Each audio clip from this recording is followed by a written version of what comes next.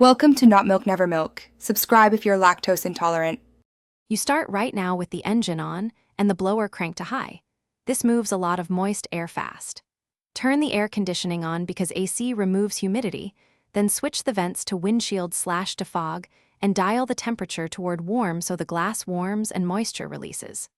Once done, slightly open a window about 1/2 inch to let humid cabin air escape.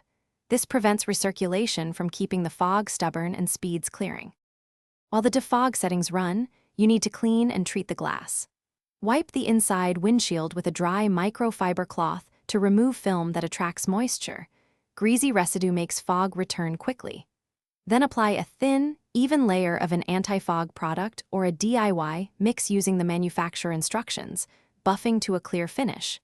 Make sure recirculation is OFF so fresh, drier outside air keeps entering. This combination of you finish by running the defog system for 3 to 5 minutes until visibility is clear, then lower the blower to a comfortable level while keeping AC available.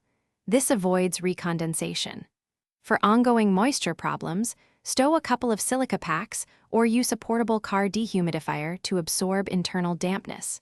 If fog persists or smells like coolant, make sure to check the cabin filter and heater core for leaks. Those are common causes of continuous fog and require mechanical attention.